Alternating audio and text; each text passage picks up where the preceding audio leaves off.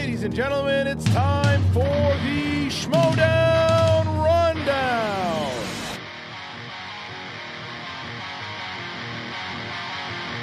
Introducing first, Frankie Stats Janisch. And their co-host, the man of controversy, Mr. Brian the Duke David. And finally, your host, Aaron Turner. Let's get ready to Schmoedown. What's going on, Movie Trivia Schmoedown fans? It's episode number 26 of the Schmoedown Rundown, the official after show for the Movie Trivia Schmoedown. My name is Aaron. I am back this week. Also back, the stat man, Frank Janisch. What's up, dude? Hey, guys. It's great to be here. Some great matches this week, and I'm also a little concerned about the judges' well-being. Oh, yeah, as we all are. Also here, a guy that was not where we were last week, but still he's great nonetheless. What's up, Ryan? Aaron and Frank, I'm happy to be here on a beautiful Friday night, especially since I am Aaron's Huckleberry. Aaron, I got 2 predictions correct, both for one of you. Let's get to some Schmoedown news because we got a jam-packed episode. We're going to be talking Star Wars Celebration. We're going to be talking the team match, the singles match, and of course, the championship. We'll also be previewing matches. All right, the first tidbit of news is a new competitor. We have Whitney Seibold, podcast partner of one William the Beast Bibbiani from the B Movies podcast and Cancel Too Soon, will be making his Schmoedown debut shortly. He is a named opponent, so I kind of want to kick this around. Frank, who do you think Whitney should take on first? Honestly, I really have no idea. I just found out about this news a little while ago, so I didn't really have time to think about it, but it's interesting that they do the podcast together, Bibbiani and Seibold. So, maybe, hey, why not Seibold take on Draco? I mean... Interesting. I'd like to see it, maybe. Hopefully that works. Sounds good to me. I'd like to see that matchup. What about you, Brian?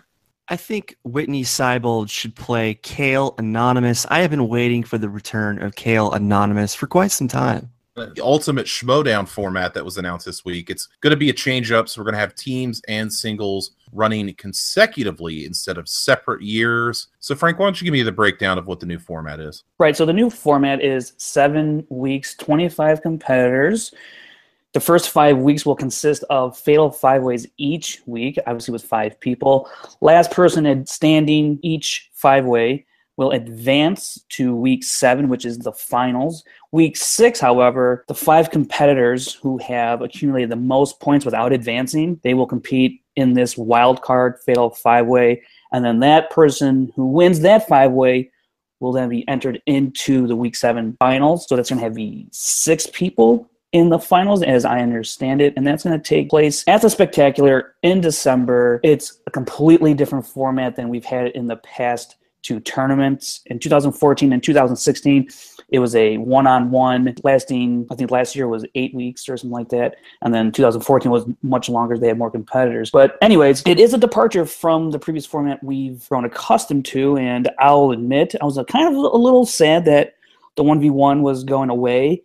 But this fatal 5-way stuff is very, very interesting to me. I think it certainly gives the opportunity for us to see many more competitors compete with higher stakes as they're competing for the Ultimate Schmoedown. It's a completely different take than we've seen. I'm actually really looking forward to this now because I was thinking about it some more. I mean, you're still going to get these 1v1s at the end of these fatal 5-ways, at the end of each. It's going to work out pretty well. And then there's always been kind of this issue, especially with these past 2 fatal 5-ways we've had in the Inner Geekdom, where the person who scored the most points in the previous hasn't always won. And I think this week 6 is in a way kind of compensating for that by including this wild card fatal 5-way. So I think it's as balanced as it can be with this fatal 5-way. I'm really looking forward to it going forward. It's going to be just absolute chaos, I think, and insanity will ensue for these 2 months, and I'm really looking forward to it.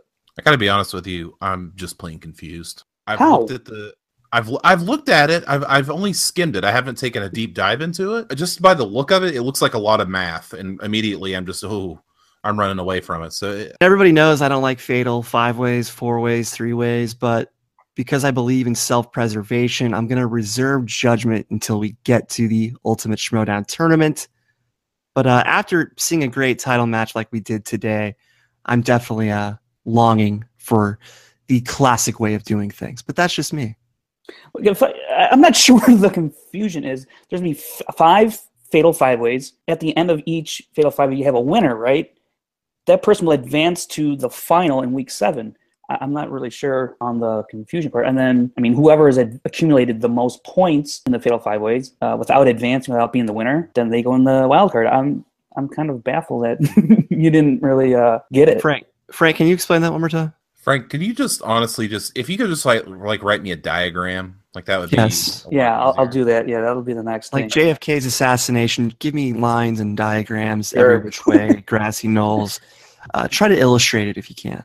But in all seriousness, I read much better in bracket form. And I get that they're not doing the bracket thing. I get it. It's fine. It's a change up. I have no problems with the change up. It's just reading that whole thing. I was like, oh wow, this is a lot to drink in. And I know, Frank, you take a deep dive on everything. So I'm sure that all into it. I just kind of skimmed it myself. I'm failing to see. I'm trying hard to figure out where the confusion is.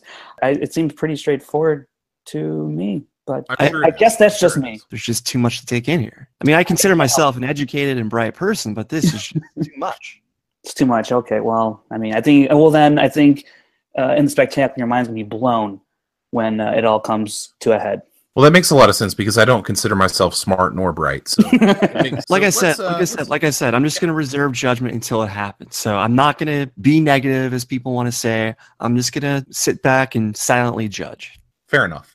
Let's jump into the next part of the show, which is going to be our, I almost said Schmoedown, that's not true, Star Wars Celebration recap. Now, Frank and I were lucky enough to be there for all 4 days. Frank and I were at Star Wars Celebration all 4 days. We were really tired. We stood in line a lot. There was some napping on a concrete floor that happened, and a lot of things. So, Frank, why don't you tell me your overall thoughts on Celebration? Did you have a good time? Oh, I had a great time. Despite all the waiting in line and things like that, I'd do it all over again in a heartbeat, to tell you the truth. I'm a huge Star Wars fan, and it was my first celebration ever. Also my first convention like that ever. And I just thoroughly enjoyed the experience, all the panels, all the people, the cosplay, and then obviously being able to go to the Jedi Council panel they had there. And then obviously we'll get into the Star Wars Schmoedown.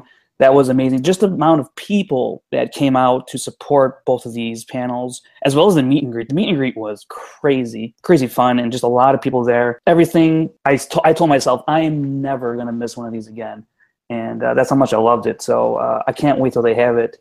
Sadly, in 2 years, though. But I'll wait, and I'll save my money, and I'm getting that VIP package because I do not want to wait in all these lines ever again. Oh man, it was kind of miserable, but a little fun because you got to talk to some interesting people in line here and there. That was fun too. But yeah, I think I'm gonna splurge for that VIP package next time. Are you saying that you did not enjoy being in a 2.5 mile long line? Yeah, I could do without that for sure next time. I wouldn't mind. Yeah. Yeah, that was pretty rough. Yeah, overall, everything was fantastic. The meet and greet was really cool. It went longer than they thought they were going to be there for sure. But Collider that was there for the meet and greet and all weekend were so cool and so nice to everybody. And they really worked their tails off, man. They deserve every kind of congratulations that you can. Cobster and Thad and Dennis and people that you don't see often on camera, besides Cobster, you see him a lot. But couple questions. Yeah. Did you buy Ken Knapsack a beer like you planned? I did not plan on buying Ken a beer. Yes, you did. You said on a previous show of ours that you wanted to buy Ken Knapsack a beer. Well, I did not buy him a beer. So, or did you get Ellis the Coors Light that you had promised him? I did. I did buy Ellis a Coors Light at his show. Did he know it was from you? Because I know you got him one when he was on stage. But did he know it was from you? He did not, and I did not. You did get him. I did hear you order it, but okay. Who had the longest line for autographs amongst the meet and greet people? You're talking about just the meet and greet? Yes, Collider meet and greet. That'd be Perri. Not even close. Okay. Not even close. Well, to be honest, everybody had kind of a long line going. So it was like a snake. Like when you walked in, there was David Griffin, and then there was Ken, and then there was Ellis, and then there was Jeremy, and then there was Cobster was kind of floating around, and then there was Perri was outside with her own security. No bullcrap. That's true.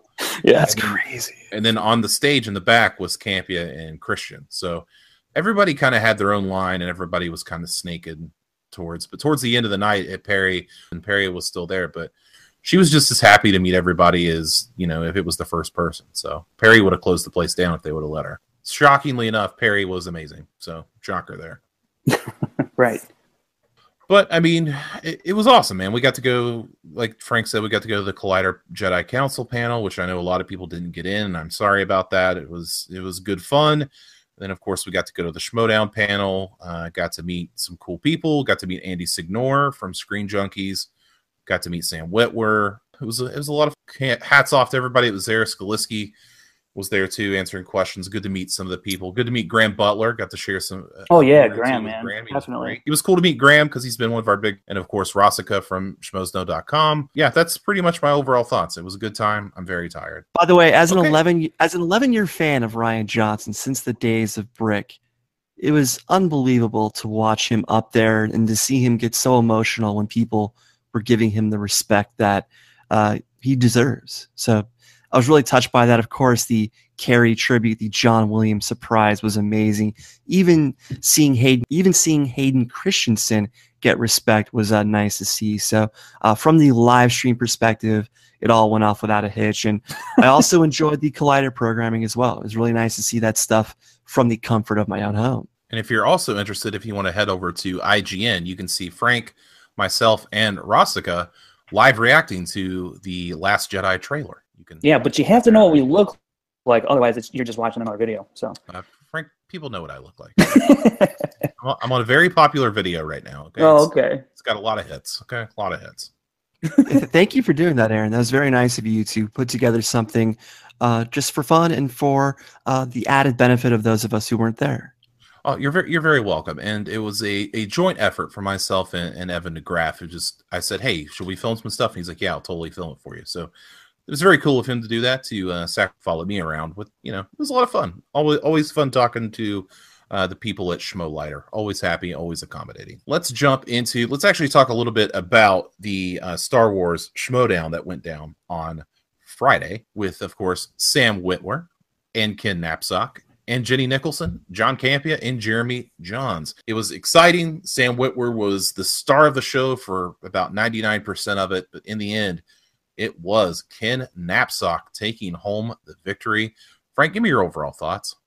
Oh, it was great from start to finish. You know, everything was even across the board. Everyone knew just about every single thing. It was a tour de force of Star Wars knowledge. And again, Sam Witwer just impressed me more than the other competitors, even though they were just as impressive. So that says a lot about Sam as a person who's a fan of Star Wars. Not only does he work in the world of Star Wars, but he's a huge fan. And I mean, if that's not evident here, I don't know what else you need.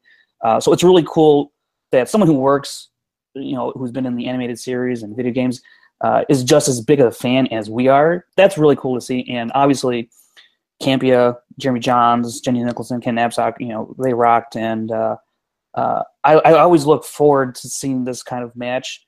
I've been looking forward to watching this match, and you know, some of them were not. You know, I got a handful wrong here, and some kind of threw me for a loop. But you know, hats off to all the competitors because they really know their stuff up there more than I do in some cases, which I hate to say that was the case. And you know, hopefully we get another one of these sometime down the line. Before I get to you, Brian, I have another quick question for Frank.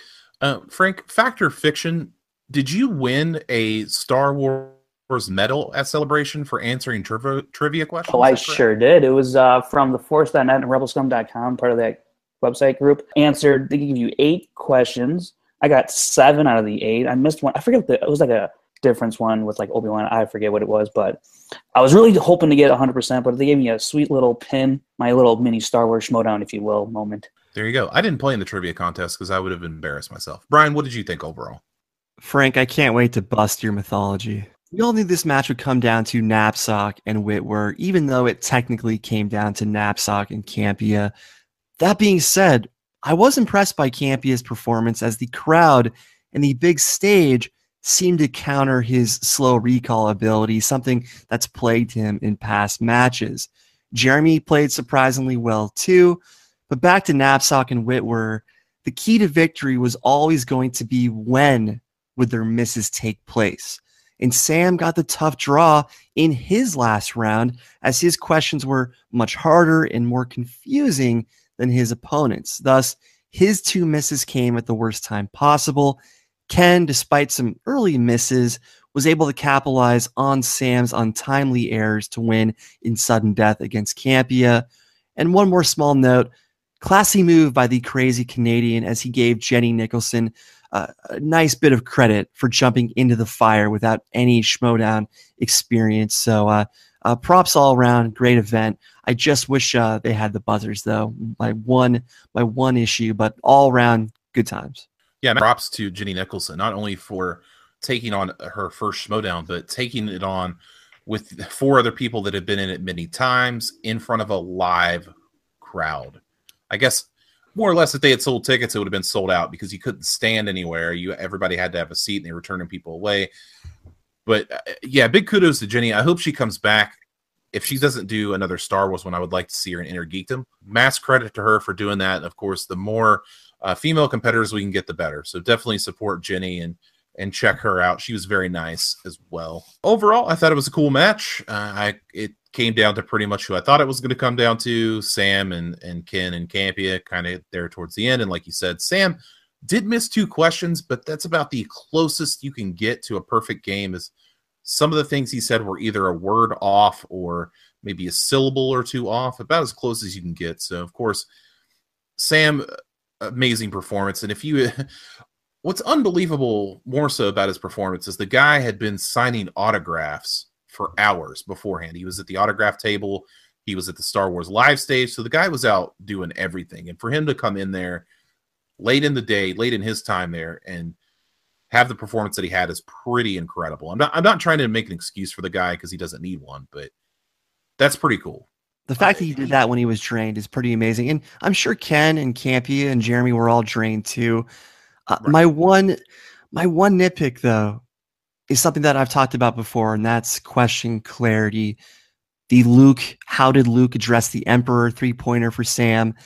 That could have been worded in a way that was a bit clear to where Sam knew what they wanted for the answer, because it's one of those things where one word could have clarified exactly what the answer was supposed to be.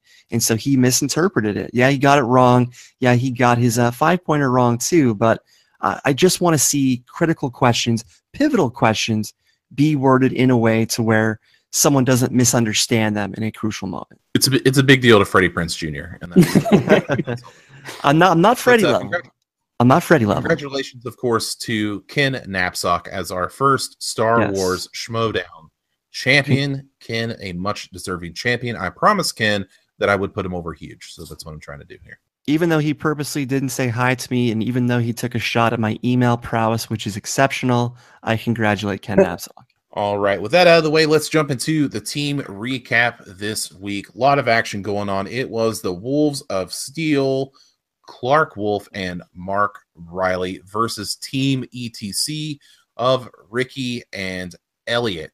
Before we even get into the scoring breakdown, in the pre-match interview, it blew my mind that Ricky had the nerve to say that he gets the hardest questions in the Schmoedown. Unbelievable.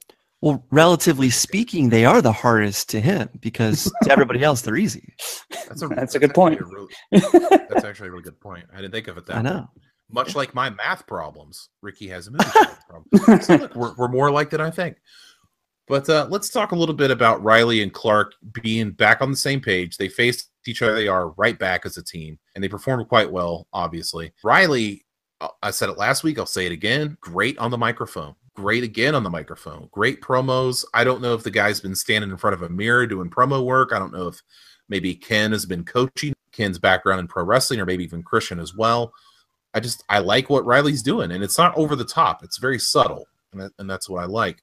Can I ask you about this real quick? I don't mean to go off on tangents here, but I'm very curious about your response to this. Does every contender have to have a strong mic presence? Can someone just come in there and take care of business without having to be this big personality on the mic? Is that a prerequisite to being a contender in this league in your mind? Or can someone just be all about the gameplay?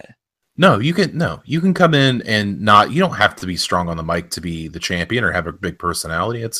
That's just another part of the game. It's not a requirement by any means. I know they don't have to, but in your mind, is it something that to truly be the most popular champion, to truly get the biggest push, do you feel that they have to have that other dimension going for them?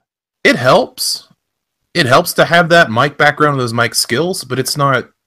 It doesn't really detract or it doesn't take away anything for me from a competitor. I don't think they need that to be over in this league, if you will. If I could just look at the Undertaker. Just look at the Undertaker. He did not do a lot of talking, at least when I watched. It was just his presence, his look. He would take care of business and walk out. Correct me if I'm wrong. No, you're right. And I do want to actually bring up a point later in another match that we'll talk about, and we'll talk about that sort of thing here in a little bit. But Frank, you had something?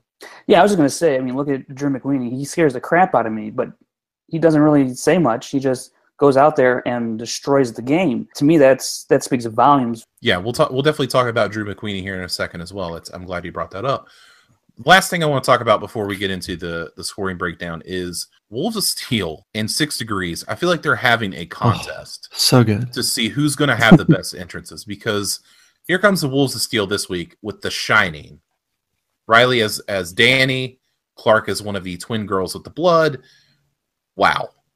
Just wow. They're trying really hard, and I appreciate it. I want to take credit for this because on a previous episode of a former show I was on, I criticized them for their Nightmares Halloween episode and how weak their cosplay was. And ever since then, Reilly and Clark have really upped their game costume-wise, cosplay-wise on the Schmoedown. So big credit to them. And it's nothing like gigantic. It's very subtle, but it's just enough to invoke what they're going for. And I really appreciate it. And they look like they're having a hell of a time doing it. You really saw Clark's acting ability too. She sold me on her performance. That was scary. That was scary. I was like, she was all stiff and robotic. Yeah, I was like, oh my god, this is happening. What's going on? I kind of wanted to look away from the screen a little bit, but yeah, it was great. But what's scarier, Clark from this Tuesday or Reilly as Jason's mother a few weeks ago? I was just going to say that. Oh man, that to me is absolutely horrifying. Reilly is horrifying. Aaron, I got to try and go to sleep later. I don't need to be thinking about this kind of stuff. Okay. Giving you chills. Yeah. Like Frank, we'll just get to the scoring breakdown, and you could just hold your blanket a little tighter. Yeah. Let's talk about round one, where Ricky, being the best performer on the planet, no points. No. It was an all Elliot Dewberry show. He got 7 points, and Clark and Mark combined for. I love saying Clark and Mark. 13 points they combined. Round two, Wolves of Steel rolls opponent's choice, and unfortunately, ETC chose movie release dates for them, and it reared its ugly head again. I feel like we haven't seen movie release dates be very difficult in a while. I feel like people have kind of skated by, as the Wolves of Steel did in this for 4 points. They were able to add 3 additional steals for another 3 points in a 7-point round. Also, on ETC side, they rolled Will Smith, stuck with it. Good choice. 3 of 6 for 5 points, plus point steal for a 7-point round. 20-14, Wolves of Steel going into round 3. So what did we think of round 2, Brian? I like the fact that movie release dates was actually used. I mean, a lot of teams have been going against that strategy, trying out mixed bag and whatnot. So I like that ETC actually used movie release dates, because that's just kind of a no-brainer, even if it kind of works out for teams a little more than you think lately. But they have made it a bit easier, as they used to just have like 1981, 82, 83, 84. Now they've kind of mixed up the multiple choice answers. So there's at least a little bit of a shot to get these questions correct. But tough week for Reilly all around in terms of the wheel. He had some of the worst luck on the wheel I've ever seen. And yet it didn't seem to faze him all that much. Question for Frank: how many 0-for rounds have we had overall, roughly speaking? I know we're talking round 2, but round 1, how many 0-for rounds have we had like that? Yeah, this is for the 8-question format here. This is the first one ever. It's happened It's happened before in the other format. I don't know off the top of my head, but it has happened before. But yeah, for 8 questions, he's the first to do it. And as Ellis said, Ricky had a hell of a golf game going. He's going out on a high note, at least. all the records. Yeah, that was another record for John Rocha to try to beat. So there you go. Frank, what did you think of round 2? Round 2, ETC did what they should do, and they went to old reliable and movie release dates. I mean, for all intents and purposes, it worked in their favor. I know they got 4 points. They answered 50%, and unfortunately for ETC, Wolves of Steel kind of made up that ground with the 3 steals for 3 points. Yeah. Here's the thing with Wolves of Steel: they work really well together. There's a lot of conferring and there's a lot of figuring it out, actual teamwork, and I think in the beginning, there was a lot of, because they knew they were both really good players, and I think there's a little too much deferring going on instead of someone taking a lead. Of course, that's just me speculating and just watching the videos. They finally got in a groove, and, Reilly's been on a great run, and I think Clark has perhaps trusted the run that Reilly has been on, and it's led them to 2 straight wins here this season, and, they've really managed right through that second round as best as they could, as smart as they could, and they went to multiple choice the last 3 questions there.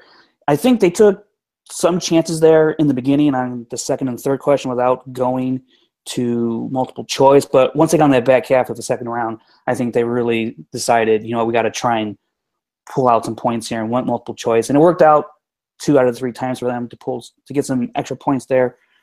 So I think it was a well-played second round on their part for the most part. For the most part, yeah. ETC getting Will Smith, I think, was probably one of the better categories they could have got. Elliott did a hell of a job by himself, I will say. It was great. Yeah, and then that kind of set the stage. I think going into round 3, I think me personally, I was saying to myself, well, ETC's done. They're down 20-14. There's no way they can come back. But they proved me wrong. And Elliott and Ricky as a team, dare I say, made it close. Made it very close in round 3. They got the 2-pointer with the Bad Santa, missed the 3 for Gene Hackman, got the 5 points on the 9-5, which I did not see that coming.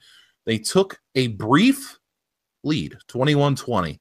Throw it back to the Wolves of Steel for the 2-point answer. Ed and the Wolves of Steel defeat ETC 22-21 to now become, the number 1 contenders for the team championships of Team Patriots. So all the belts, all the records, possibly for Mark Reilly and Clark Wolf down the road. So, Frank, what did you think of this match? Let me tell you, the Wolves of Steel, right now they're on a 3-game win streak. They're absolutely on fire. In their first 2 matches as a team, they had 2 steal opportunities. They were 0 for 2. These past 2 matches, they are 6 for 6 in steals, so they are absolutely punishing their opponent when they falter there in the second round. Right now, for this win that they had, they answered about 77%. That's the 3rd highest accuracy rate in a win this season.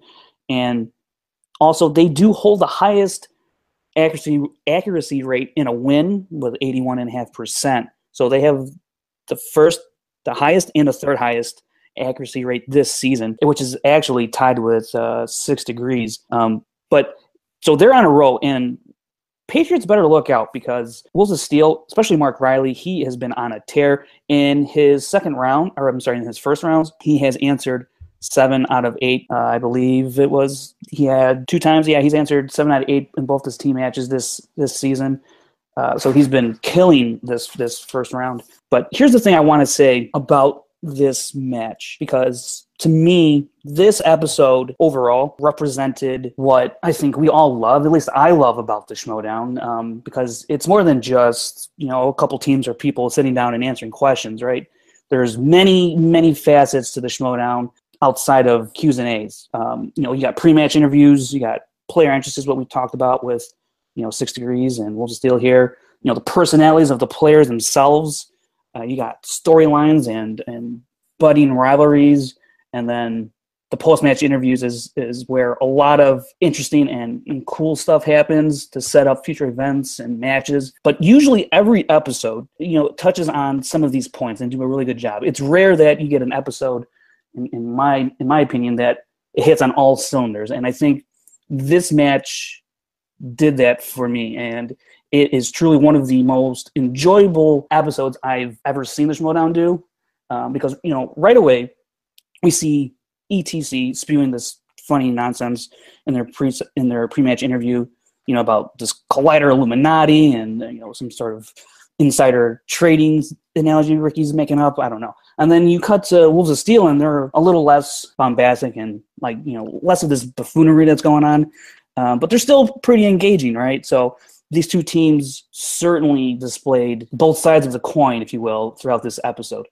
Right on cue with the dramatics. I mean, it stopped on opponent's choice, and just the way that it did, almost nearly landing on horror, which would have been crazy as well. I thought the second round really displayed how a team functions in this format, and like I said, that's alluding to Wolves of Steel and how they work together. And then the third round, somehow ETC made a match of this, but it's the post-match interviews too that I think where magic can really happen. And Ricky and Elliot was absolutely entertaining, and it's because they're having fun with it, and you can see that. And I know all of it kind of seems absurd on some level, and yeah, maybe even a little contrived, but fine, whatever. It works for me, and you can't sit there and tell me that that wasn't fun to watch. Those guys are great. Wolves of Steel, we saw another side of the coin where they're setting up this championship match against the Patriots, and then they're talking about Reilly's title match that just happened against Rocha. So it was great. And then on top of that, we got one of the most funny fantasy segments I've ever seen with Cody and Kuga, which was just a great little bit they did. So for me, this scored tens across the board, and I think this is what the Schmoedown is, and this is what it aims to do each and every time they put on an episode. So I just got to say my hat's off to everybody at Collider and involved with this match. All right. Yeah. Let's not jump too much into the post-match interview yet. I got a lot I want to talk about right there. Brian, where do you think we go from here? Well, I thought the match was entertaining, and just to kind of echo a point that Frank made, it doesn't have to be a back-and-forth slugfest to be an entertaining match. The Schmoedown gives us more than just the trivia itself. I expected Wolves of Steel to win. They won, of course, and I like seeing Clark and Mark succeed together. When they're on, they're as good as any team in this league. Ricky Schroeder told us in round 2 when he spun the wheel that it would be his last time spinning the wheel. And of course, yeah, this is what we call foreshadowing in the business. That's exactly what happened, because he quit to manage, as he put it in the post interview.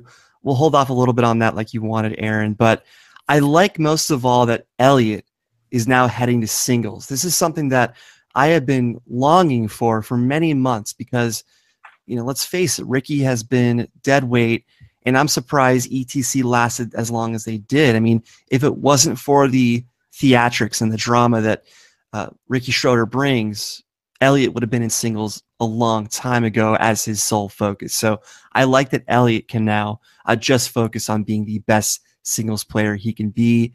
And I've got more to say about the Ricky manager stuff. How many times on this show have we just taken a dump on Team ETC? Too many. I've lost count. I've lost count how many times. By the way, I'm live periscoping this right now, so if it gets weird, that's just what's happening. I couldn't help but like them this time, and that freaked me out a little bit. I was like, why am I liking these guys? Like, we had Elliot on the show, and Elliot was a good dude, but Ricky's a guy that I've never really been a fan of, just for obvious reasons, I feel like. Likewise. And when they broke up and Ricky said, hey, I'm going to start managing people, I said, that is the most brilliant idea that I've ever heard. Because if it's one thing Ricky can do, Ricky can talk. Ricky can talk smack with the best of them. And for some competitors, Brian, like we were talking a little bit ago, some players do not have the mic skills to, and I'm going to use an inside term, and I apologize, to get themselves over. So sometimes you need what's called a mouthpiece to get people over, to do that. Am I right or am I wrong? I agree and I disagree. Here's why. Yes, certain people need mouthpieces because there are better trash talkers than others. However, let's look at Finstock. Even Finstock could not make the role of manager all that interesting. And it's not entirely his fault. I don't think the Schmoedown as a whole has quite figured out what to do with managers and how best to utilize them. Do they create more backstage skits to utilize them? Because they don't really get the opportunities to be utilized because they don't get very many appearances. There are so many players right now in so many matches that managers don't get the opportunities to make their presence felt. So yeah, Ricky might become a manager, but how often can we realistically expect to see him to where he'll make his impact felt as a manager? We thought that Finstock would be as good a manager as there could be, and yet his impact has been limited for a number of reasons. Even as Tom Dagnino, his impact has been limited. So I want to see it succeed, but as a whole, it's not a knock or a criticism. I still think they are figuring out how to best utilize the manager role. It's a work in progress still.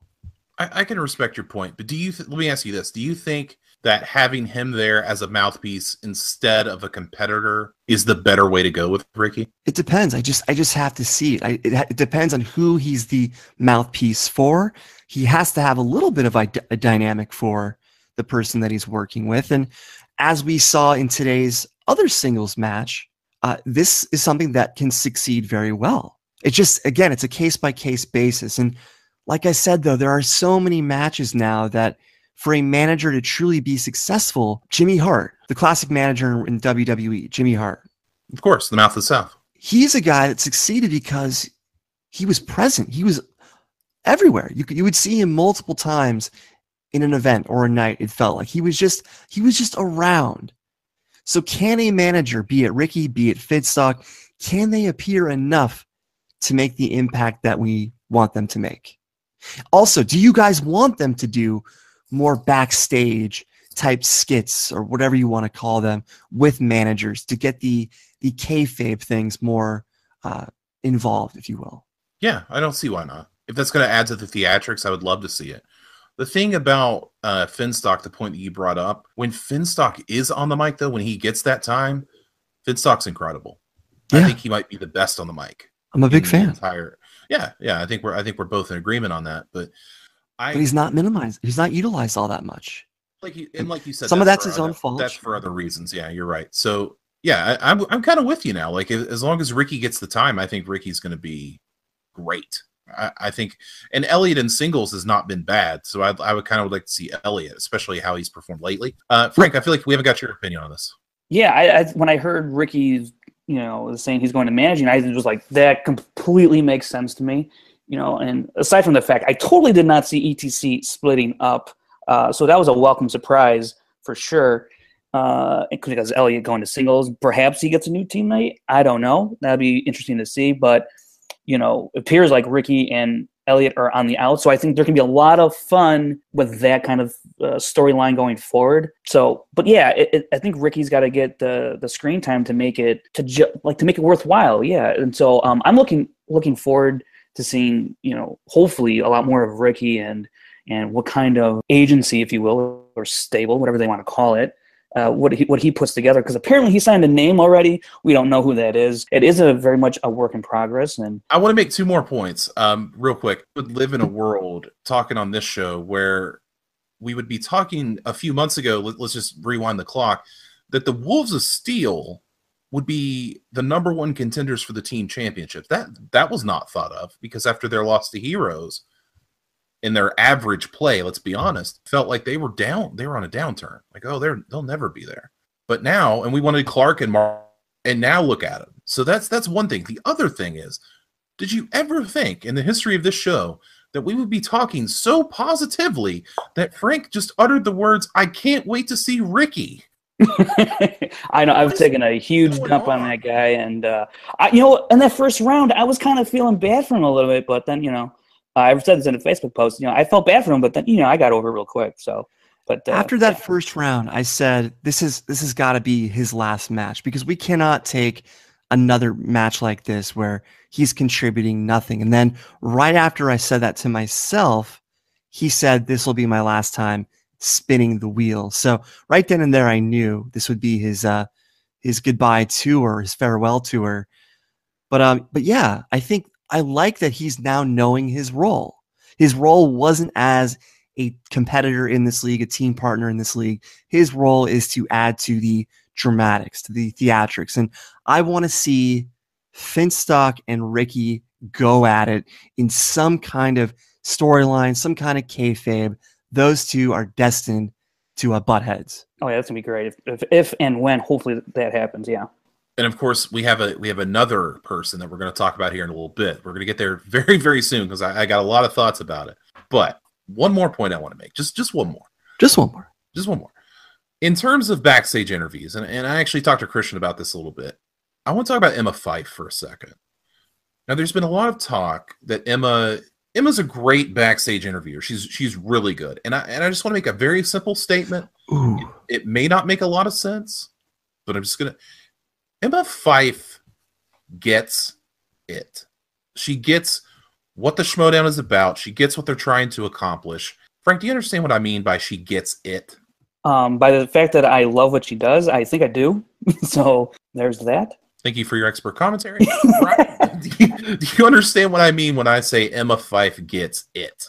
Absolutely. I think this is the best role for her on these respective channels. I think this is where she's succeeded the most. And question though, do you guys think that she should be impartial? Do you guys think that she should be like most sideline reporters in football or whatever, where they're not rooting for one particular side? They are just reporting each side and not putting their own bias into it. Do you think that she's putting too much of her own bias into this, or is that what you like about her? I love it. I love that Emma gives her personality, and she's not a robot, and that's what I love. You don't need somebody. This is anything against Jen Sturger. I think Jen does fine as well, but I'm just talking about Emma right now because I have a bigger sample size of her than Jen. I love it. I love that she goes back and forth. I love it. That's just me though. Yeah, I won't lie. When I kind of thought about it for a little bit, but in the end, it's just she's so good at it. And so I buy into it. And I think that is part of the magic that Emma brings to these post-match interviews. So, yeah, I love that she can be combative with some of these competitors. So you don't mind that she's partial either. You like that she's got her favorites and whatnot. Yeah, because I love when she drives Rocha crazy. I'll give you that much. So I don't know. It's just an interesting question. I don't necessarily feel that she should be impartial. I want to make that clear. It's just a question I want to bring up for discussion's sake. So don't think that I want her to be impartial just because I posed the question. No, I completely understand because I've seen people say that, and I'm just like, well, I mean, if she's just stood there with a microphone, just holding it, like, oh, what do you think? Oh, what do you think? That's wooden. Like the Schmoedown is all about personality, all about it, and when you can bring that to the table, it just endears you to the people even more. Remind me, did Mean Gene play favorites as well? Was he partial at some moments when there were heels involved? Mean Gene did not necessarily play favorites, but he did play to the heels and to the faces. So if somebody did something wrong, like say Jake the Snake Roberts threw a snake on somebody, he would tell Jake, he's like, that's wrong. Like he would kind of do that, but he wouldn't say, I hope you lose or something like that. That's not something Gene would say. He would just play to the role he was given. Fair. Yeah. I think Jen Sturger, in the limited sample size that she's been given, I think she's had her moments. So I think if she had more reps, I think she could succeed in this role too. Regardless, Emma has taken the baton and she's absolutely sprinting with it. Yeah, Jen's a pro. And I think her best work was actually during the free-for-all. I thought she was fantastic during the free-for-all. Let's jump in now to the singles recap. It was Miss Movies, Brianne Chandler, making her singles debut versus another singles debut, which is Perri Nemiroff. Brian, take us through round one. Well, first off, awesome promo by Miss Movies as Jay Washington, the urban gladiator, did the talking for her. She had her hood on with some 6 shades and some headphones. And I give Matt Nost a hard time for his lack of showmanship, especially since he's the Outlaw's partner. You know, being his Charlie Prince makes all the sense in the world, and it helps put on a good show, regardless if the match goes your way or not. This is a point that we just made with ETC. The match does not have to be ultra competitive for it to be an entertaining match. And I just wish that Nost would kind of take a lesson from Miss Method in this case, because she is living and breathing her Schmoedown characters of late. I love Christian's quote. Mark Ellis had to had to leave for a moment or leave for the weekend, potentially. I like that Christian put his Yankees cap on and he put on a V-neck underneath his black button down. Then Miss Method came out with an awesome bride costume as well as a replica Hattori Hanzo sword. So she is sparing no expense to get all the details right when she goes Miss Method. So round one, the first question, name one of the two lead actors in the remake of Taking of Pelham 1, 2, 3. So this time, this question, which was just like the Ex Machina one, it clarified actor versus character. Again, lead can be a reference to character. It can be a reference to actor. That's why it's important to specify. So I like that they have fixed this issue. Therefore, they're not repeating a past problem. So props to Skaliski for doing this. And overall, round one, back and forth, Miss Method had the early lead, 6-5. Aaron, any thoughts on the round one performance? Very even, just as I kind of expected. I expected it to go back and forth that way. One thing I do want to make a quick note about the entrance. I thought that Miss Movies was going to come out in a Ronda Rousey type, because Ronda is known for the hood, the hood over her face, and the earphones. But once she did not come out to Bad Reputation, I knew that was not going to be the Ronda Rousey thing. So kudos to Brianne for taking it up 20 notches and coming out as the bride. Quick question. Is that classified as a katana or is that a samurai sword? I need to clarify. It's a katana sword. It's a katana sword. Cool. Don't bury me in the comments because I didn't know. Frank, your thoughts? Coming into this match, Brianne was averaging about 50% through her team performance and the free-for-all combined. And Perri hasn't had the greatest performance. She came in about 38% correct. So it was good to see her get 5 out of 8. I was happy to see that. And Brianne, in this 8-question format, she's been pretty solid through like the team performance. And so I got what I thought I would have expected out of Brianne. So it was good to see this performance from both of them. I was just glad that it turned out this way because I had high hopes for both of them. I believe there was an error with the year of Charlotte's Web. I think that was a small error, not to nitpick, but someone probably pointed it out. So I guess we will too. But moving to round two, Miss Method spun 90. She took it. She had issues with the Zorro question to start off. She bounced right back with Alanis Morissette playing God in Dogma to go up 8-5. I was very disappointed when she did not get the Bible verse that Jules would say in Pulp Fiction, Aaron's favorite movie. Of course, that's Ezekiel. No steal opportunity either by Perri. So for some reason, Pulp Fiction seems to kind of be an annoyance to a lot of people in this league, even though it shouldn't, as it's one of the greatest films ever. But the big takeaway from Miss Method's turn here was question 4, Doc Brown's love interest, played by Mary Steenburgen. And Miss Movies said Mary Steenburg. Mary Steenburg. She was slightly off. And of course, Perri stole it. And then Miss Method challenged. She challenged this.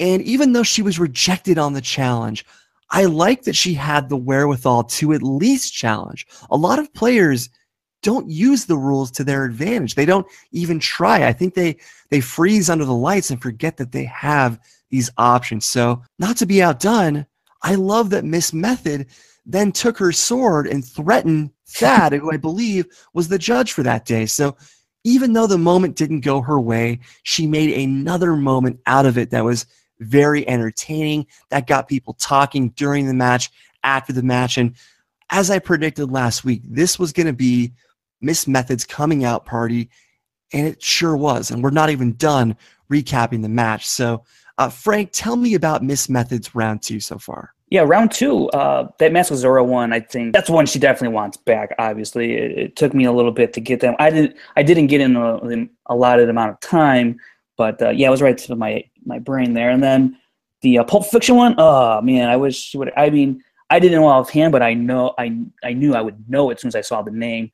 And that was the case. But the Back to the Future question, I know Aaron has thoughts on this. I'm not bent out of shape about this question, or really at all. And then something you said, Brian, I don't know if Harloff did mention or bring up the fact that you want to challenge it, and I don't know if Brianne said she wanted to challenge before Harloff said it, but I did like that Harloff brought it up to her and say, hey, do you want to challenge? Because he doesn't do that I haven't seen him do that for anybody that had some sort of questionable moment with one of their questions. So I thought it was nice that he did that. I must have missed that. I thought it was her own doing, but now that you say that, it's possible. I thought she was the one who volunteered it, but that is nice though. I like that the announcers are cluing in the competitors, because a lot of competitors sometimes forget. Oh, there's multiple choice. Oh, there's a steal here. Well, this challenge is a fairly new rule, so it's nice that he did do that, and I appreciated that. And it didn't go her way, but hey, I mean, I guess Christian tried to help her out there for a second,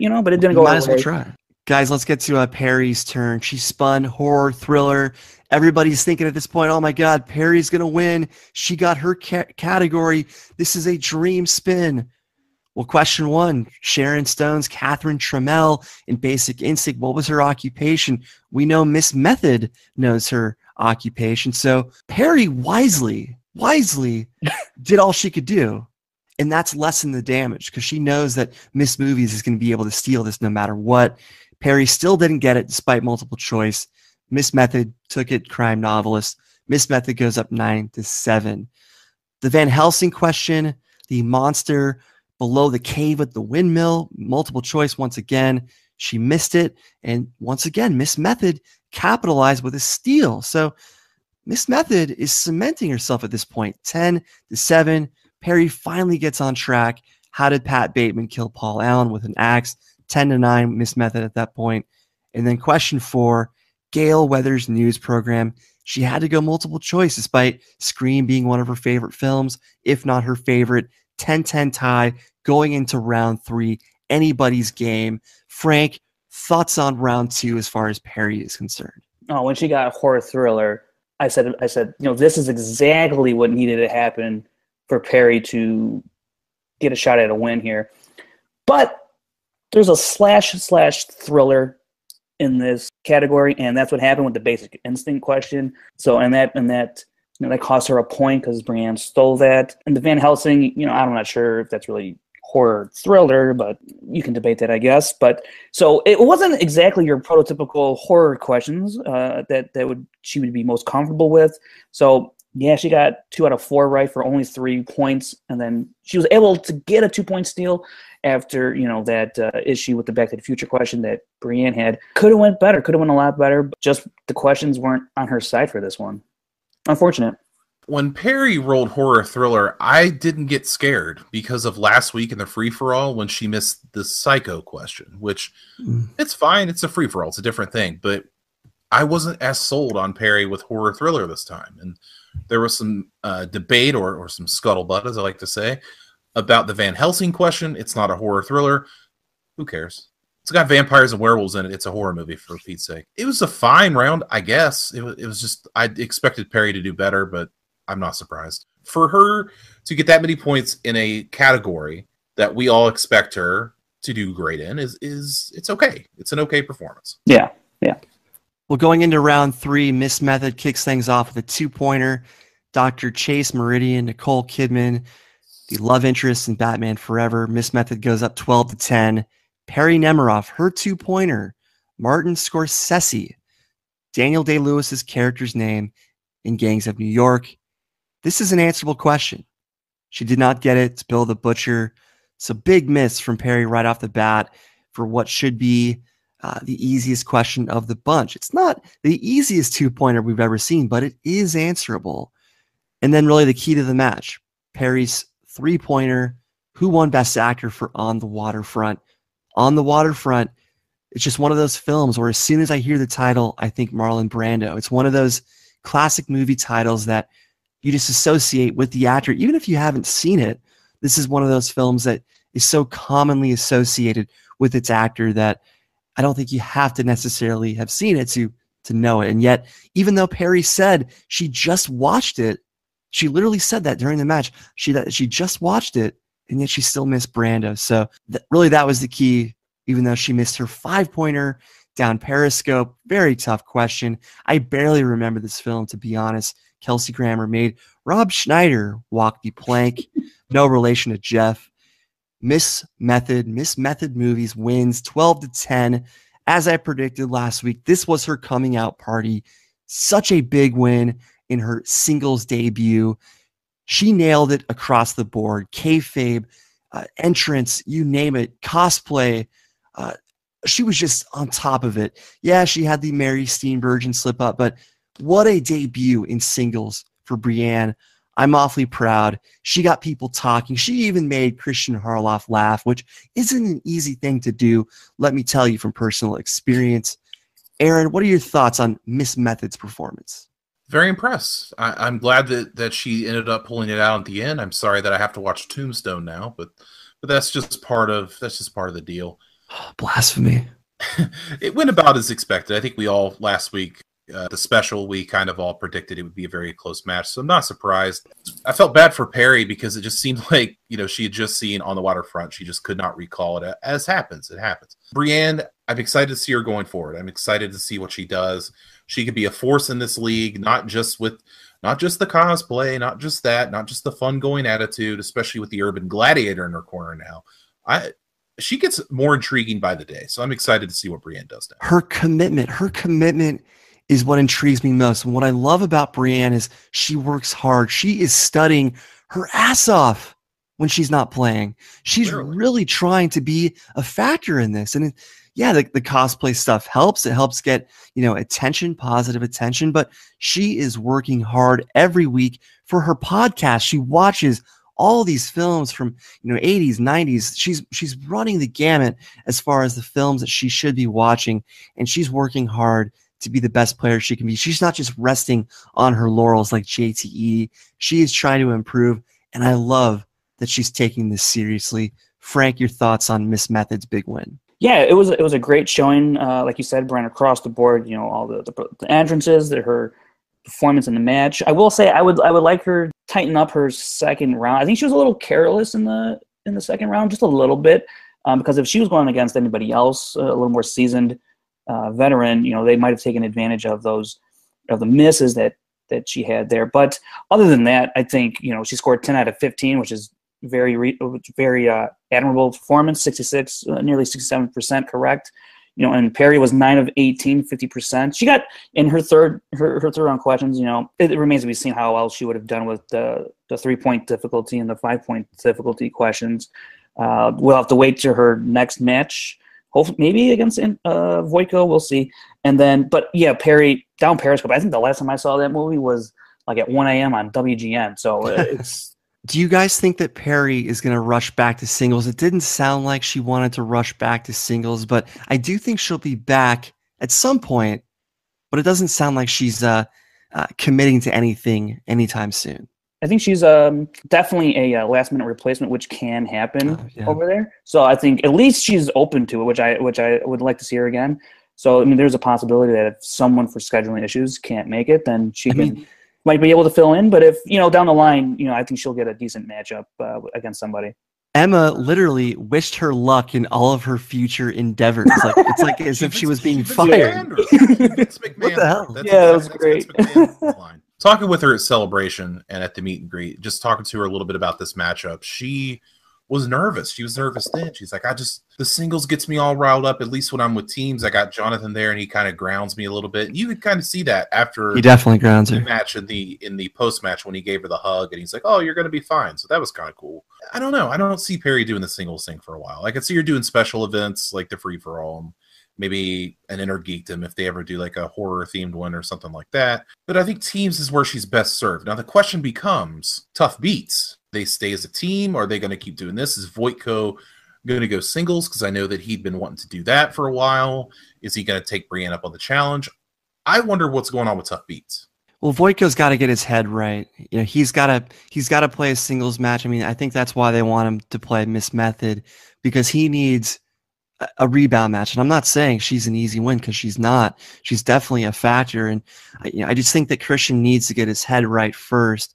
Otherwise, there is no future for tough beats. But, I really want to see Miss Method play either Nick Scarpino or Clark Wolf. I want to see that interesting battle, because Scarpino loves the theatrics, but I want to see Miss Method take on the class of the women in the Schmoedown, Clark, and just an interesting battle I think would result. So that's just me. I think that battle with Clark is something she can definitely work up to, and I would like to see her do that. It's not ready yet, I realize. Right, yeah.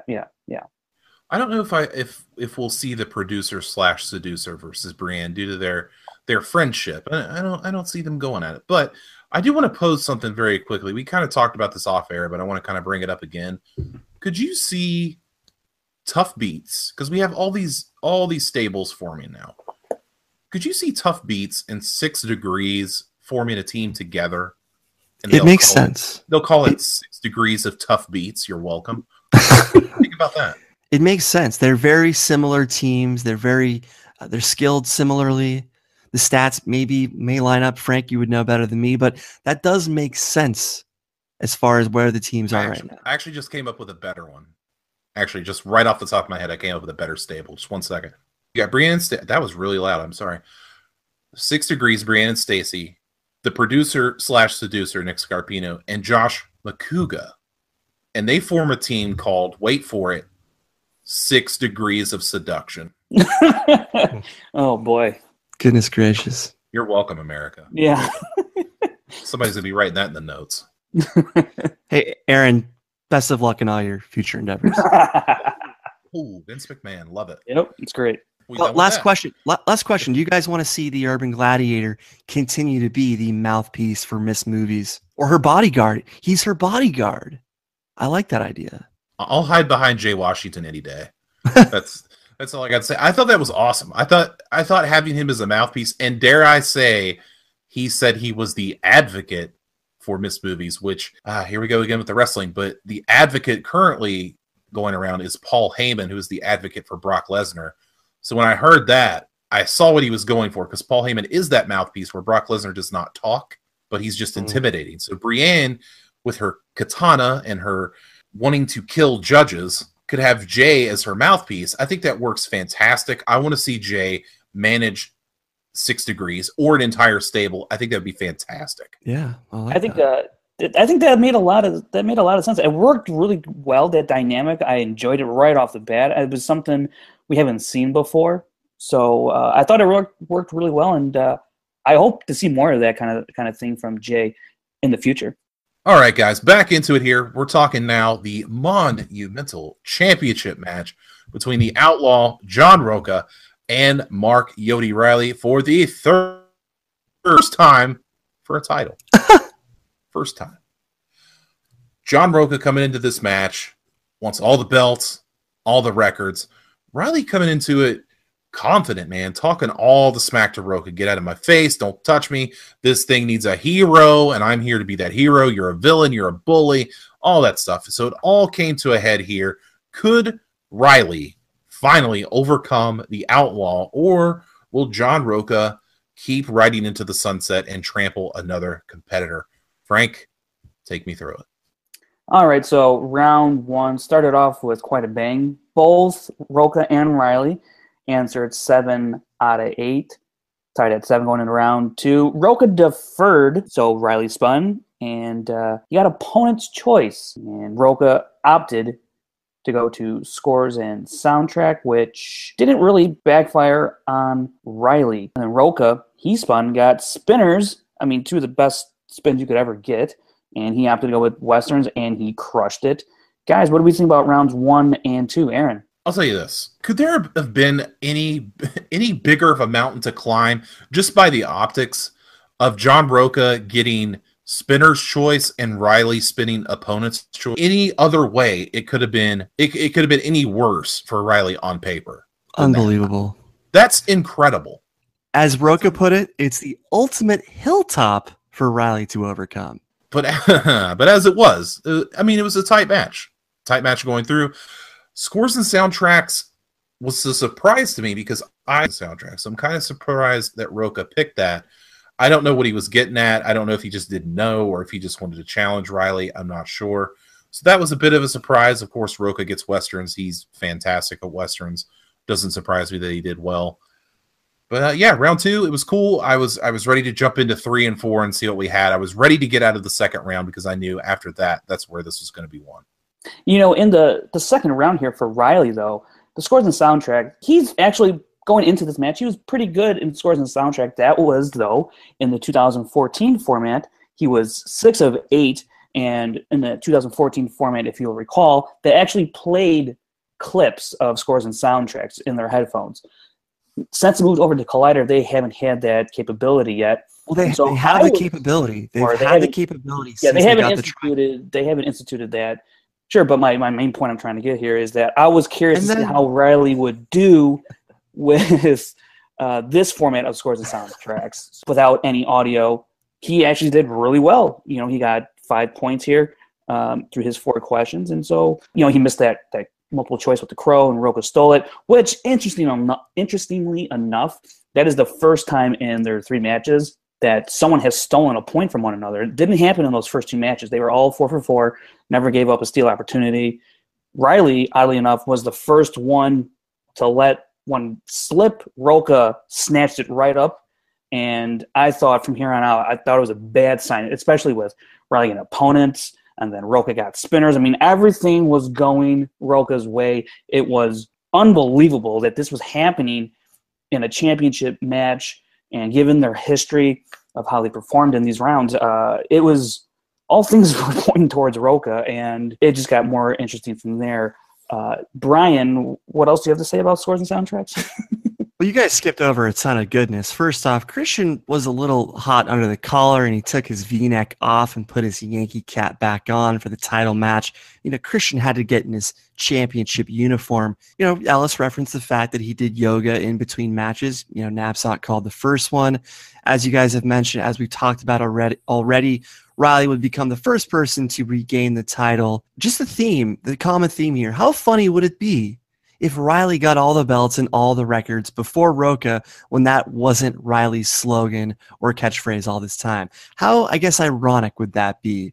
And lastly, I love the fact that Reilly came out in Daniel LaRusso Karate Kid getup. I've said it before, but I love when Reilly does something different from the Superman cosplay that he usually does. He tends to be adaptable. He can play James Bond. He can now play Daniel LaRusso. I like that he can play a wide variety of classic movie characters, but I'm a big fan of this one. In round 1, we cannot overlook the fact that Willow and Willard were back-to-back answers in round 1. I mean, the odds of that. I had a great joke written about this, and then, of course, as soon as I had written it, Mark Ellis chimed in with his own. So that is why he is a professional and I am not. Strange moment nonetheless. Back and forth. Great round 1, of course. Round 2, I was jumping out of my chair when Reilly could not get the STP answer. That was such a big soundtrack, the Crow soundtrack, such an influential soundtrack in my life. And, Reilly, he's a little bit older than me, but it was such a big soundtrack, such a big movie. He's a big genre fan, of course, and I was just stunned. And, of course, Rocha was not going to let that one slide. He snatched it right up, to quote Frank. So this match through 2 rounds was everything we hoped it would be and more. Just a slugfest, a good old-fashioned fist fight. And this is what I love about the Schmoedown.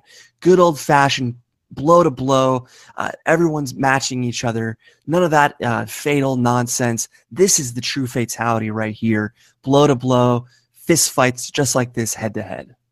Absolutely, and I don't think anybody was expecting anything less, except for that one little gaffe by Reilly. But other than that, this was par for the course given their history in their past 2 matches. If we move on to round 3 and 4, round 3 was the category of Julia Roberts. It was the Pelican Brief ended up being the answer. It was interesting that they both got it wrong.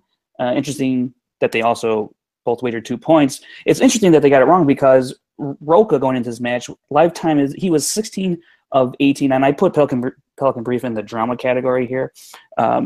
He was 16 of 18, and Reilly, he's 11 of 13. So they're both very strong in the drama category. Interesting that they got it wrong. Here in the 4th round, they out of the 5 questions, each tried to answer 2, both going 1 for 2, and opting not to answer that James Bond question because, frankly, James Bond just destroys people for whatever reason in the Schmoedown. It's a holy trinity of deadly categories of mixed bag, movie release dates, and then there's James Bond. It's for whatever reason, no one likes to mess with James Bond. Spans many decades, many actors. Did you guys know the answer? Because I guessed it by somehow. I did know the answer. Yes. Yeah. It was. I thought Rocha or Reilly, one of them would get it. It seemed like Rocha kind of knew it, but he didn't want to take a chance. I don't know if you guys caught that. It seemed like he wished he would have took a shot at it because I think he kind of guessed the right answer. He knew it, which does have implications on the way this match ended. Talking about the way this match ended, round 5. Well, we got to talk about question 4. Aaron, I know you've got thoughts on question 4. Oh, that's right. The name of the Scream characters. Yeah. Mark Reilly, co-host of Collider Nightmares. Listen, guys. Answered The Sandlot. Listen, guys. Scream is one of the biggest genre pictures of all time. Directed by one of the greatest directors of our time in Wes Craven. Yeah. It is a layup. I was floored that not only did Reilly not get it, I can understand if it was maybe Sidney and Dewey. Like if that was the only two characters, maybe Tatum. Like who are these people? Ghostface? You think the Ghostface was playing shortstop with Benny the Jet? Like what in the world? I was floored. I was like, what is he talking about? First of all, it's Reilly. I mean, it's Collider Nightmares. You're right. It's Reilly. And second of all, not even close. Not even in this, and dare I say, not even the same ballpark. And I even but I was floored by that answer. I was like, if he loses because of this, that's unbelievable. If you want to see the picture of my reaction, look at it on our Twitter page because it's on there. That's legit how my face felt. I was in the floor. I could not believe that. And I'm glad that it didn't end up killing him. I thought he was dead. In my notes, I wrote, Reilly is dead at this point. It's inexcusable to miss both this and the Crow. So I thought those questions would be the two difference makers, but obviously more to come. But I've got to talk about question 5. People know what I'm about to say. I've been harping on this for a long time, but I want to bring it up because I've never discussed it with Frank. So question 5, name an Oliver Stone film after the year 2000. Outlaw buzzed in first without an answer. The clock expired on him, and a point was deducted from Rocha. But I think it's ridiculous. I think it's ridiculous that Reilly cannot steal another point in that situation where someone buzzes in too soon without an answer. I'll continue to say that getting the right answer should always be the priority in these speed rounds. And I feel like there needs to be a bigger punishment when someone chimes in first and has no answer ready. It wastes time and it takes away from getting the answers correct. And so the fact that Reilly could not steal right there drives me nuts. It's always driven me nuts. Frank, I'm sure you'll disagree with me, but do you think that a steal opportunity should be added to moments like that where someone buzzes in and does not have an answer ready? The reason I'm going to say no is because if you get to this round 5, it adds to the dramatics if the score is able to stay close. And if you institute this ability to steal, if your opponent gets it right, it's just going to widen that gap, and then it's going to make kind of round 5 of this championship format a little less dramatic and entertaining, and it kind of takes away from round 5. I can see that being the case if we had that kind of speed round. So that's why I'm leaning towards no. Here's the point I've always said. The priority should be on the first person with the answer to buzz in, not the first person to buzz in, regardless if they have any answer. I have no feelings about this. Well, you and I talked about this, and you agreed with me, Aaron. You cannot take that back now. You're also making me watch Tombstone. All right, so going into round 5. And that Schmoedown movie talk. Right. So through rounds 3 and 4, there was no change, none whatsoever.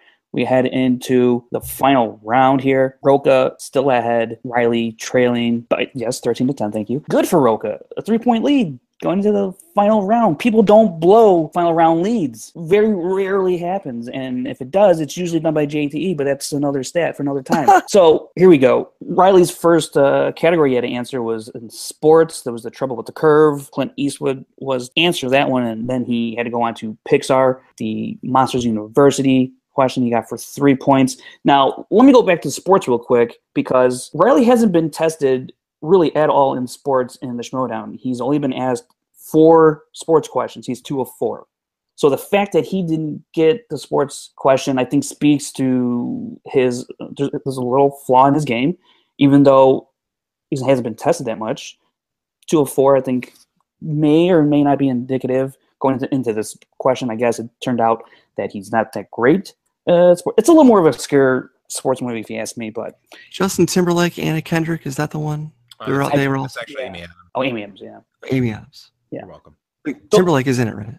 Yeah, and then he gets Pixar, and that's which I would consider, and for the way I categorize these, I would lump that in with the animated category.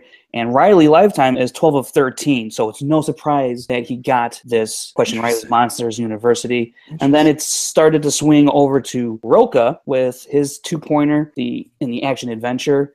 And I'm telling you guys, the stats that I have in their categories, it actually played out the way their strength and weaknesses work out. It's really crazy, and also I guess makes sense if the numbers are doing their thing. In action adventure, Rocha, he is 4 of 6 lifetime, so he's not terribly bad or not terribly tremendously great. He got the last action hero question wrong. Moves on to westerns, which he's moving on with Rocha's 3-point question in westerns. Again, we just saw him roll through westerns in the second round. We went 4 for 4. He was previously just 1 of 1, but nonetheless, he got this one right. So it makes sense. And then Reilly had actors and actresses for his 5-pointer. The movie in question was King Kong, but it was really the Jack Black was in question with The Shark's Tale. And what was that other animated movie? I forget. It escapes me. Ice Age. Ice Age, there you go. So more on the animated side once again, but you could lump King Kong into fantasy sci-fi, if you will. And in that category, Reilly is 28 of 37 lifetime, 75% correct. Makes sense that he would know the character or the actors or actresses in this movie. He came up with Jack Black after having the question repeated. He used the Josh McCouga role. He certainly, well, there you go, JT, Josh McCouga. He used that to his benefit, and he came away, put the pressure on Rocha, and he got Marvel in his 5-pointer, and I would lump that in with fantasy sci-fi, or the fantasy realm, if you will. And in that category, Rocha is 10 of 20 lifetime, 50%. So it was an absolute crapshoot that he would get this right. He did not. The answer for that Ant-Man question was Judy Greer. Was that the name? Greer, Yes. Yeah. So the way their percentages worked out with their given categories lined up the way they've been performing, and it went Reilly's way. And I had said, I think in the preview, that if they get their strengths or if they get their weaknesses, that can determine the match. And it certainly happened here in the final round, round 5. Aaron, with this match's conclusion. Do you remember back to Merle and Rocha, that championship match, when Dan was asked a question about the Burbs, and you just saw the look on Dan's face, like he didn't know it. Mm-hmm. This guy does not know. I felt the same way watching Rocha try to answer the Judy Greer question. The exact same facial expression, the exact same body language. I knew the second that camera panned back to Rocha that he did not know that answer. That's crazy. It's crazy that it happened again. And I'm telling you, go back and look at it, because I looked at both tapes. Body language. It's unbelievable. I was surprised at the question, the Judy Greer question, more than anything, because I just did not see that coming. I think that was an incredibly difficult, deep cut, and some people did not see it that way. Some people thought it was very easy. Just very impressed with Reilly to keep that confidence, as we've seen Reilly kind of tread off in the later rounds. I was impressed, man. I was happy. I found myself rooting for Reilly, even though I kind of tend to stay impartial. I like both guys. I'm happy for the guy, man. Overall, I thought it was a great match. I thought it delivered. Yeah, it was a little bit low scoring, but that's okay.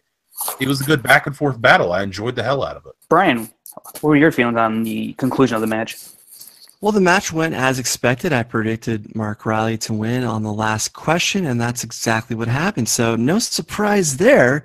I'm kidding, of course. I'm just rubbing in the loss that Aaron had to me in this case. But the reason I knew Judy Greer is because she was also the mom in Jurassic World for 5 minutes. So she played similar roles, I believe, in the same year. Correct me if I'm wrong, but that's why I'm surprised that Rocha did not pull that. So she's been in some stuff recently that might bring her to mind. But look, as I said, when a player seems to hate a movie, they seem to block out the details of movies they hate. Like their hatred goes so far for certain films that they will not absorb any more information about the film. Like with Ellis and Hook, Last Action Hero is that movie for Rocha. There are other examples. There are definitely other examples where other people have movies that they hate so much that it blocks them when it comes to the Schmoedown. But those are just the two examples I have. But glad to see Mark Reilly regain the belt. This is a special thing that we've witnessed.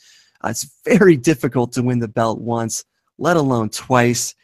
And at the same time, I may not be a fan of the Outlaw character. I do feel for the Outlaw that he couldn't defend his title. I mean, I believe, hasn't everyone defended it at least twice? Every title winner has defended it at least twice, and yet he is now the shortest title holder. Reilly only defended it once against JT. He lost his second title defense to Merle. Okay, so this is still the shortest title defense to date. And that's not a record that the Outlaw wants, certainly. I have a lot more to say in relation to the post-interview, but unbelievable title match. This is what I love about the Schmoedown. Just an absolute fist fight until the very end. This match was everything we wanted it to be, needed it to be. And congratulations once again to Yodi. And real quick, I want to bring up something that I previously said on the show a little ways back. Aaron, you'll probably remember. I'm not sure if, Brian, you heard this. I did a little piece on Mark Reilly way back when it was about after the Spectacular, when Reilly had lost to Rocha for the second time. I was more or less saying, I'm not sure Reilly is as good as we think he might be. You know, he was once the previous champ, and he has the belt, but then he kind of fell off, and he lost matches, lost to Rocha twice. Now, in that, what I was saying is that based on the people he had played, I'm not sure if he's as good as we think he is based on who he played. And then once he came up against Merle and Rocha twice, he lost to those people. And I thought, those are the top players right now at the time in the league. He lost to them. So I wasn't confident in Reilly being one of the top competitors. But he's had a long road back to where he is now.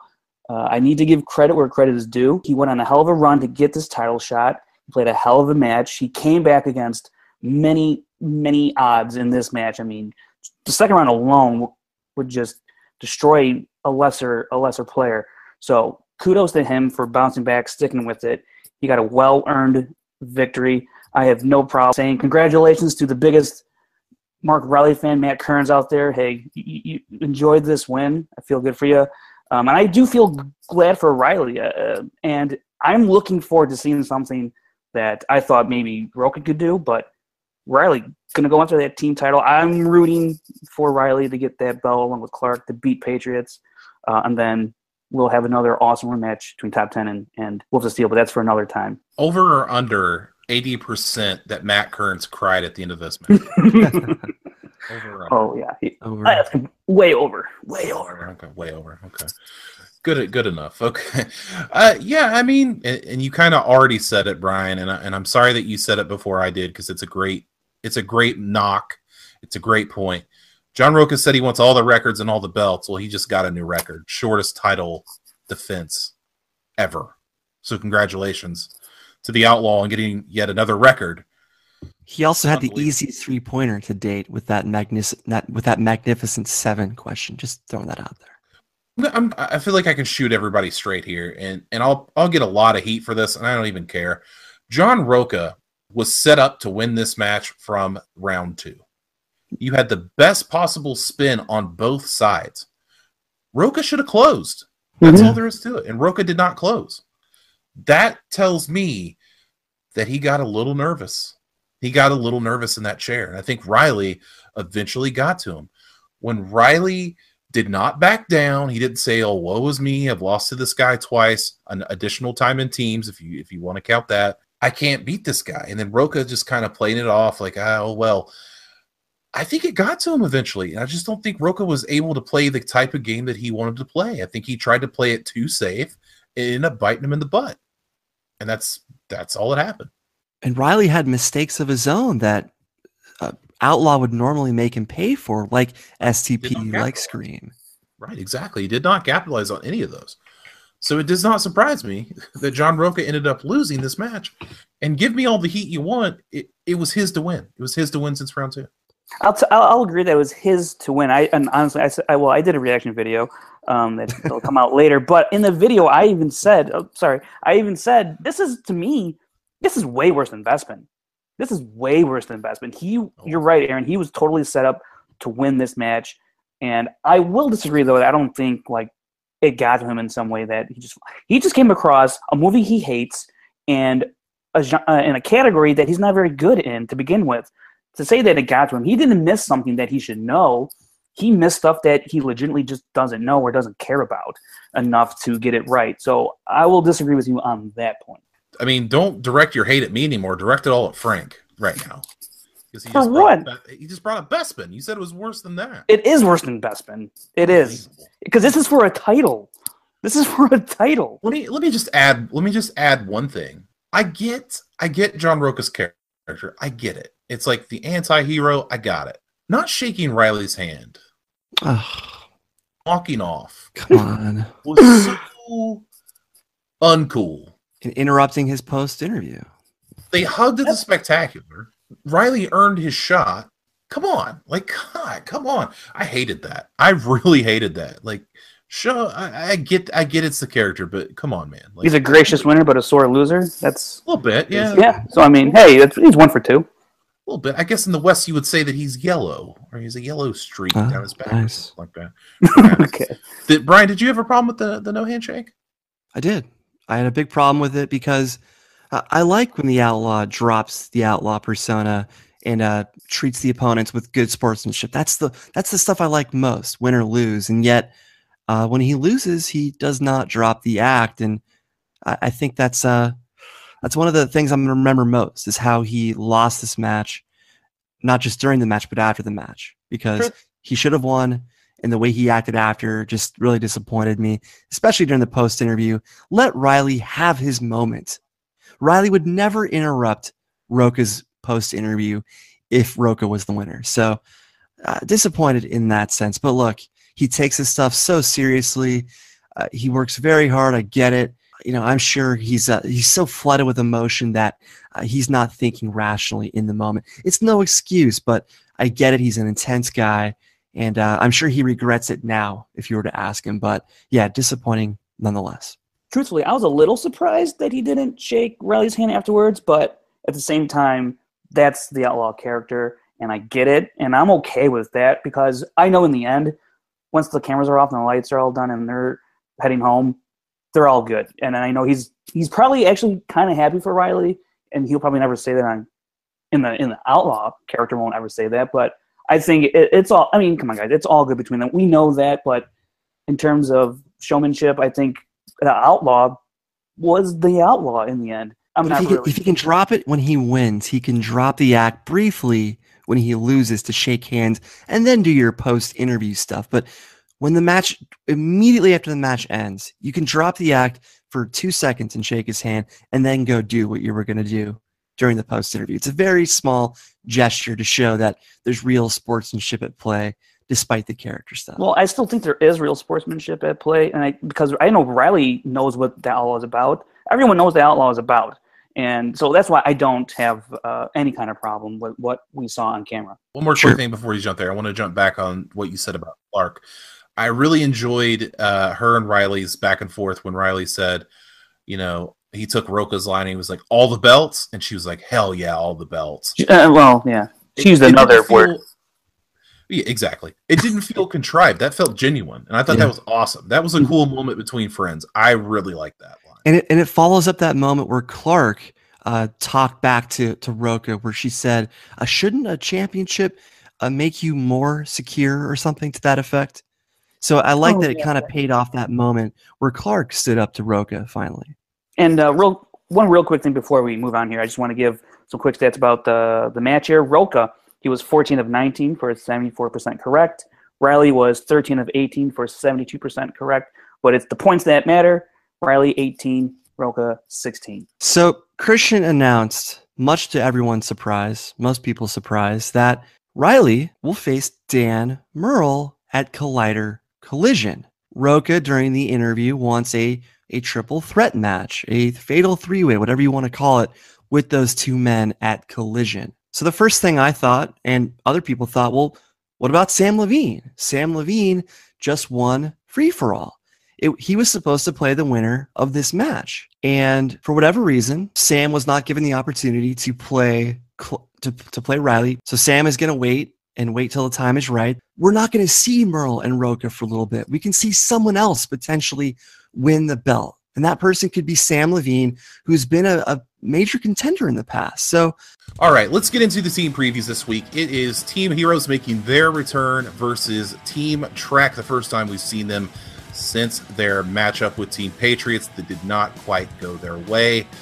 Frank, give me an idea of what you're thinking here. Where are you leaning? Who you got? It depends what kind of iteration we get from Heroes, right? Is it Schnepp or Campia?